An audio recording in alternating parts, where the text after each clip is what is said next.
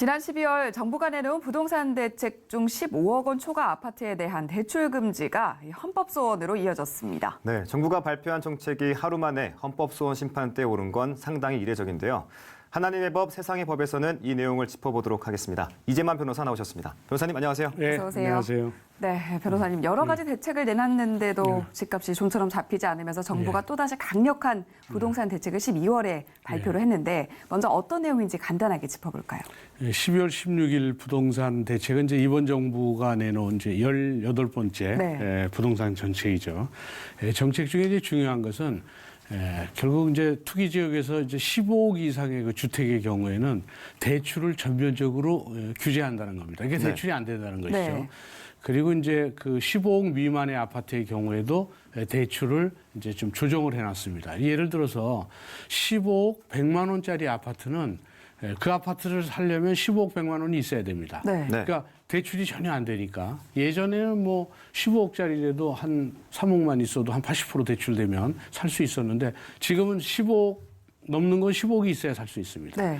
또 15억 미만짜리도 결국은 그 좀 조정을 해놨는데 9억까지는 결국 한 40%는 대출해주고 나머지 이제 15억 중에서 6억은 20%를 대출해줘요. 네. 그래서 계산을 해보니까 9억까지 이제 40%니까 이제 3억 6천만 원이 되고 나머지 6억은 이제 20%니까 1억 2천만 원. 그래서 합하면 결국 4억 8천만 원, 15억짜리는 4억 8천만 원을 대출받을 수 있죠. 네. 그러면 10억 2천만 원이 있어야 아파트를 살 수 있어요.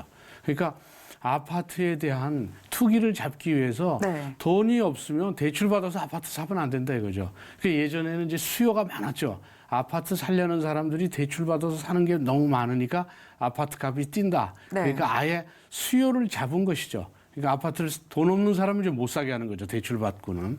그리고 이제 15억 넘는 건 아예 살 수가 없는 이제 그런 이제 수요 잡기 위한 그 부동산 투기를 막기 위한 그런 대책이 이제 제일 중요한 게 그것이고요. 그 다음에 이제 주택 시세가 오른 만큼 이제 이것을 모두 공시지가에 이제 반영을 하겠다는 겁니다. 그래서 공동주택 시세 이제 9억에서 15억은 70%, 15억에서 35억 원은 75%, 30억 원 이상 주택은 80% 수준까지 공시가격을 점차 현실화하겠다는 것이죠. 네. 지금 이제 공시가격이 시가보다 좀 떨어져 있잖아요. 이걸 자꾸 현실화시키겠다는 것이죠. 근데 이제 세금은 이제 공시가격에 따라서 나오는데 이 공시가격이 오르면 그럼 이제 세금 부담이 그만큼 더 이제 많아지게 되는 것이죠. 그다음에 이제 1가구 1주택자가 장기 보유하면 장기 보유 특별 공제 제도가 있습니다. 그래서 보유 기간에 따라서 이게 10년까지 가면 최대 80%까지 공제를 해줬죠. 근데 이것도 이제 이번에 이제 정책에서 어떻게 바꿨냐면 단순히 장기 보유만 해서는 안 되고 장기 거주까지 요건을 하나 더 넣었죠. 그러니까 본인이 거주하는 경우에는 10년 동안 보유하고 거주하면 장기 보유 특별 공제 제도에서 80%까지 이제 공제해 주겠다는 것이죠. 그래서 이제 그동안은 집을 여러 채 사서 보유만 해도 됐는데 이제는 거주를 해야 되니까 이제 투기를 잡겠다는 거죠. 집 여러 채 갖고 있으면 이제 그런 공제 혜택을 못 받는 것이죠.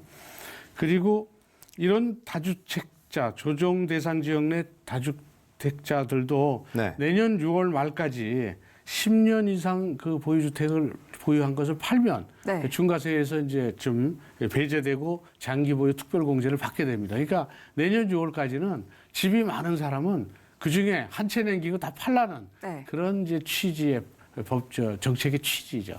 네, 이번 정책을 쭉 설명해 주셨는데 이 중에서 어떤 부분이 헌법에 부합되지 않는다고 판단된 건지 헌법소원에 제기된 내용의 골자는 뭔가요? 이제 헌법소원이 제기된 내용은 이제 그 15억 이상의 주택인 경우에는 대출을 전면 규제했다. 이 부분은 결국 위헌적 요소가 있기 때문에 이게 이제 헌법소원이 제기된 것이죠. 그러니까 여기서 문제된 게 우리나라 이제 헌법 23조 1항에 보면 모든 국민의 재산권은 보장되고 그 내용과 한계는 법률로 정한다 이렇게 돼 있어요. 그러니까 재산권을 제한하려면 법으로 제한을 해야 되고 법으로 제한해도 기본권의 내재적 한계를 침해해서는 안 되는 것이죠. 그런데 이번에 정책은 법으로 제한한 것이 아닌데다가 정책으로 제한한 거예요. 국가에서. 그러니까 법으로 제한한다고 손치더라도 기본권의 내재적 한계를 침해할 수가 없는데 법도 아닌 것 정책으로 제한한다는 것. 이것은 위헌적 요소가 있다. 그래서 이제 위헌 이제 헌법소원이 이제 들어간 것이죠. 문제는 그 헌법 23조 또 2항의 재산권 행사는 또 공공복리에 적합해야 한다 이런 규정도 있습니다. 네. 그래서 공공복리에 적합하게 재산권 행사를 하도록 하기 위해서 정책을 한 것이기 때문에 이것은 위헌이 아니다 이런 주장도 있습니다. 그래서 이제 양쪽 주장이 이제 결국 대립되고는 있지만 네. 현재 대체적인 그 시각은 위헌적 요소가 더 많은 것이 아닌가 이렇게 이제 판단하고 있는 것이죠. 그래서 정부에서는 이번 정책이 부동산 정책으로서는 이제 주택 가격을 반드시 잡겠다는 네. 의지의 표현이죠. 네. 그러니까 목적이 정당화하니까 사실은 이제 법률로 정해야 될 걸 정책으로 해서 물론 절차가 다소 부당하다고 하더라도 목적이 정당화하면 된다라는 생각으로 뭐 이런 정책을 할 수는 있겠죠. 그런데 문제는 민주주의의 사회에서 민주사회의 민주주의 요체는 목적은 정당하지 않더라도 절차가 정당하면 수단이 정당하거나 하면 이 절차적 정당성이 확보되면 그것이 바로 민주주의입니다. 그런데 이런 절차적 정당성, 민주적 정당성 없이 그냥 한 사람이 모든 사람들은 그거를 원하지 않지만 모든 사람이 원하는 것은 결국 목적에 부합되지 않는다. 내 말이 맞다. 역사가 심판할 것이다 하고 목적의 정당성만 가지고 민주적 절차적 정당성을 거치지 않고 하면 네. 그것이 이제 이른바 독재가 되는 것이죠. 그래서 민주주의는 절차적 정당성이 가장 중요합니다. 네. 목적보다도.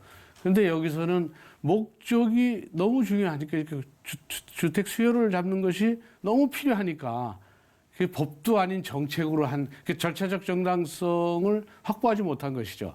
이런 점에 있어서 결국 위헌 소송이 들어갔고 또 이제 그 결정은 어떻게 날지 두고 봐야 되겠지만 위헌적 요소는 아주 많다고 보여집니다. 네, 일단 정부 차원에서는 여러 논의를 거쳐서 최상의 대책을 내놨다 이렇게 네. 설명을 하고 있는 상황인데요. 그렇다면 만약에 심리가 이루어지게 된다면 이게 정부 정책이잖아요. 앞서 네. 설명을 해주신 것처럼 네. 결과가 어떻게 좀 이어질 걸로 보십니까? 물론 이제 일단 심리 할지를 이제 판단해서 심리가 된다면 결국 10억 이상 아파트에 대해서는 대출을 전면 규제하는 것은 재산권에 대한 과도한 규제라고 보여집니다. 그리고 또 법으로 또 규제한 것도 아니기 때문에 네. 그래서 위헌 결정이 날 가능성도 상당히 크다고 봅니다. 또 궁금한 게 과거에도 이런 사례가 있었는지 궁금한데 과거에도 이런 사례가 있었습니까? 그렇죠. 이제 토지 초과 이득세도 있었고 또 토지 소유 보유 상한제 이런 게 있었죠. 이제 이건 이제 뭐냐면 토지를 갖고 있는 사람이 이제 토지 가격이 상승되면 상승된 부분만큼에 대해서는 결국 세금을 부과하게 되는 것이죠. 그러니까 내가 이제 한번 10억짜리 아파트를 갖고 있는데 아파트가 한 3억 올랐다. 네. 그럼 너 3억 올랐으니까 불로소득이니까 이 점에 대해서 세금을 부과하게 되는 것이죠. 근데 사실은 그게 미실현 이득이죠. 팔아야 소득이 되는 것이지 팔기지도 않고 그냥 살고 있는데 네. 거기다 세금을 부과하게 되니까 그래서 이제 미실현 이득에 대한 이제 세금 부과라 그때도 문제가 많았었고 그다음에 이제 토지 소유 상한제는 이 서울 등 그 6대 도시 안에 있는 사람들은 200평 이상의 택지를 구입할 때는 택지 200평 이상의 택지는 구입하지 못하게 하는 것이죠. 택지 소유 상한제가 있어서. 이제 이것들은 이제 이른바 토지 공개념에 의해서 한 겁니다. 이 토지 공개념은 이제 사회주의적 개념이죠. 네. 이 토지는 모든 사람들이 다 같이 공공용지처럼 써야 되니까 네. 그걸 한 사람이 많이 가지면 안 된다. 근데 자유경제에 있어서는 서로 정말 자유경쟁에 의해서 결국 보이지 않는 손에 의해서 모든 것이 이제 가격이 결정되고 소득이나 이런 게 결정되니까 정부는 가급적 적게 개입한다. 작은 정부를 표방하고 있죠. 근데 토지 공개념은 큰 정부를 표방해서 국가가 이제 조정을 하게 되는 것이죠. 그래서 이 토지 공개념은 사회주의적 개념이다. 그래서 위헌 소송이 들어갔고 그건 위헌 결정이 났습니다. 네. 근데 이제 요번에 이제 들어왔던 것은 이제 이런 것들이죠. 가령 아직도 남아 있는 것이 뭐 종합부동산제 또 재건축하게 되면 이제 초과이익이 생기는데 그거에 대해서 환수하겠다 이런 것들. 근데 이 부분에 대해서도 이제 문제가 있지만 뭐 종합부동산제 같은 경우도 이미 부동산에 대한 세금을 냈는데 네. 이걸 또 다른 재산하고 합산해서 또 세금을 내니까 이제 중복과세 아니냐 이런 이제 문제도 좀 있긴 있습니다. 그런데 여전히 이제 종합부동산 세제나 또는 재건축 초과이득 환수제 이 부분에 대해서는 여전히 유지가 되고 있습니다. 네. 네, 이런 여러 가지 문제가 계속 지속될 걸로 보이는데 지금 저희가 나누는 이 부동산 자체가 또 물질이고 또 재산인데 이런 재산 관련된 문제는 저희가 지속적으로 풀어야 될 숙제가 아니겠습니까? 근데 지나친 소유욕 같은 경우는 좀 항상 화를 불러일으키는데 이 물질 관리에 대한 지혜가 필요한 시점인 것 같습니다. 이 재물에 대한 성경적 시각을 바라볼 때 어떤 시각을 바라보는 게 좋을까요? 결국 이제 재물이라는 것은 이제 어떤 목적이라기보다는 수단이죠. 사람이 하루에 이제 쓸 수 있는 돈이 정해져 있고 또 본인이 살 수 있는 집이라든지 또는 뭐 3끼 이상 먹는 것도 아니고 그래서 이런 걸 전체적으로 봤을 때는 기본적으로 행복하게 살 수 있는 그런 규모는 있습니다. 그런데 이제 사람의 경우에는 태어날 때 욕심을 갖고 태어났기 때문에 100억이 있으면 105억이 있고 싶고 1000억이 있으면 네. 또 자꾸 이게 끝이 없죠. 끝이 없이 늘어나니까 그 욕망을 줄일 수 있으면 행복할 수 있는데 네. 그 욕망을 줄이는 것이 상당히 어렵죠. 하지만 이제 크리스찬들의 경우에는 봉사활동을 많이 하다 보면 자기보다 훨씬 못한 사람들을 보면서 내가 정말 행복하구나 하는 걸 느낄 수도 있죠. 성경에도 돈을 디모데전서 6장 10절에 돈을 사랑함이 만악의 뿌리가 되나니 이것을 탐내는 자들은 미혹을 받아 믿음에서 떠나 많은 근심으로써 자기를 찔렀도다. 이렇게 성구에 돼 있습니다. 이 돈에 대한 태도를 말하고 있는 것이죠. 그래서 돈에 마음을 쏟고 돈의 욕심에 대한 욕심이 끝이 없어지면 결국은 이제 문제가 많이 발생하게 되는 네. 것이죠. 그래서 부동산, 특히 집에 대한 문제, 이건 투기 대상이 아닌 것을 생각하고 모든 물질의 주인 되신 하나님, 주인 되신 분은 오직 하나님뿐이라는 생각을 다시 한번 해봐야 되는 그런 시기라고 봅니다. 네, 개인적으로는 물질에 대한 태도를 조금 점검해보고 그리고 정부 정책 차원에서는 사회적 논의를 좀 더 활발히 하는 게 필요할 것 같습니다. 지금까지 이재만 변호사와 얘기 나눠봤습니다. 예. 변호사님 잘 들었습니다. 예, 고맙습니다. 감사합니다.